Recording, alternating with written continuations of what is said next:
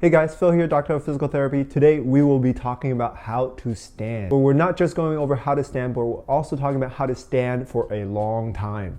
You might be thinking, why do I need to learn how to stand? Standing is so basic. We do it all the time. We don't even think about it. But that's exactly why we're going to talk about it. First up, I want to talk about ideal standing posture. But before we get deeper into it, I have to put a disclaimer here.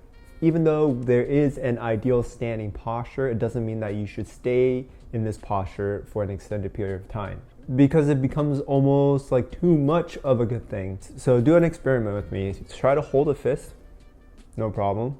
But if you try to hold it and stay here for a week, a month, a year straight, everything will get achy and stiff.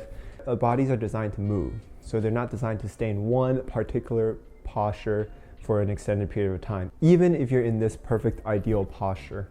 Your best posture is your next posture. Don't worry, nobody's perfect, so don't put that on yourself. So instead of calling it your ideal perfect posture, I'm going to call it the fully stacked posture. All right, here we go. When you stand in this fully stacked posture, I want your shoulder blades to be slightly back and down.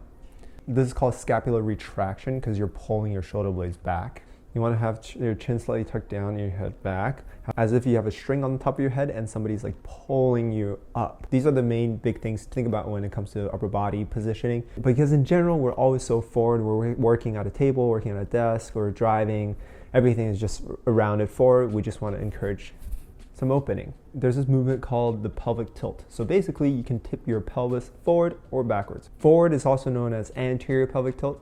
Backwards is also known as posterior pelvic tilt. It's normal for some of us to have more of this anteriorly tilted posture and some of us to have less.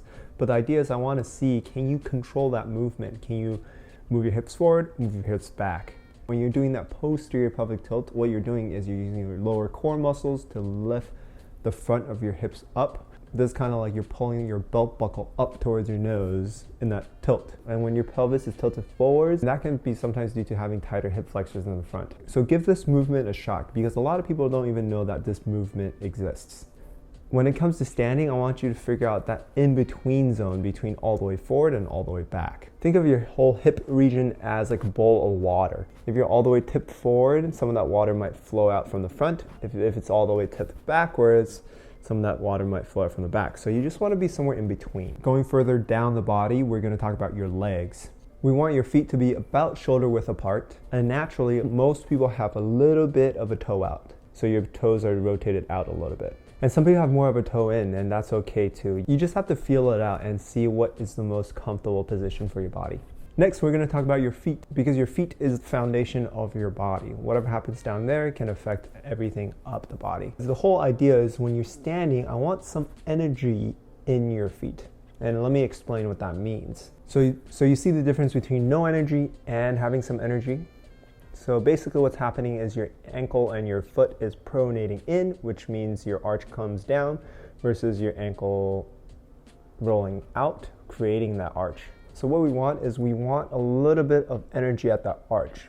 We don't want to be all floppy, loosey-goosey, kind of rolling in all the time. Because when that happens, your knees roll in, your hips are also rotated in, which is okay to do, but it's just not the most fully stacked ideal position we want to be in. If you want to learn more about foot and leg positioning, we talk about this a lot more in our How to Walk video.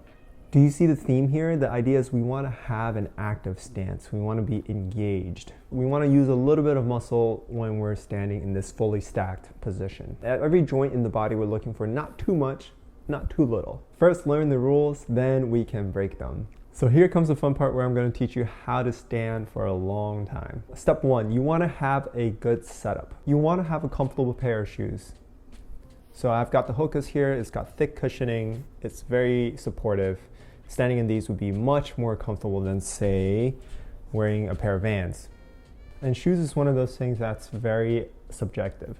So what works for you may not work for somebody else. Some people like max cushioning, some people like a little bit less. So I highly recommend going out and trying a bunch of different shoes to see what works the best for you. Next, having a standing mat.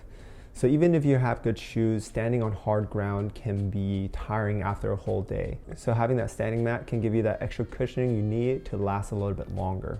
Step two, always be moving. Remember, Your best posture is your next posture. When you systematize and categorize all these standing positions, the options are endless.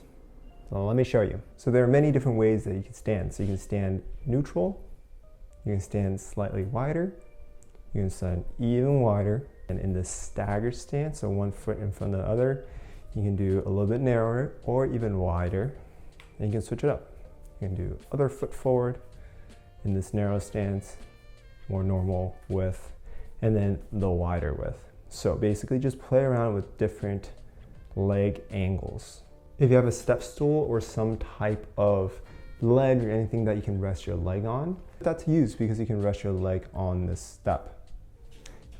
And then you can also switch sides, same thing on this other side here. You can stand on one leg, something like this, to offload your other leg, just give your other leg a break. It's also a great idea. You can practice your balance too. And you can use your environment to your advantage. So if you have a wall, you can kind of lean onto the wall just to rest your lower leg. If you have a desk, you can rest your arms on the desk. You can lean onto your table, just offload your legs. With all these different positions, you can add in some gentle weight shifts. So even in standing, have you kind of weight shift more to the right and then more to the left.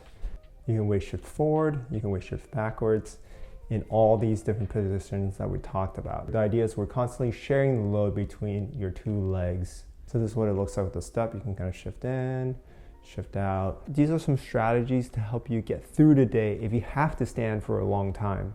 Ultimately, we want you to perform some form of regular physical activity because physical activity is what builds your physical capacity. So then your body can handle more. And if you're able to, definitely take some more sitting breaks or even walking breaks. If you have a high stool, that's even better. I just have a regular chair here, but I'm gonna just pretend we're working on your station, do your work, whatever you need to do, and then come back into standing.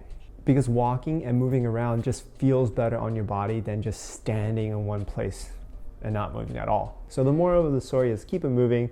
Our bodies are not designed to be in one place for a long time. If you have any questions or comments, let me know down below. If you like this video, you can like it. If you want to subscribe so you don't miss out on any more future videos, you can do that too. As always, thanks for watching. Peace.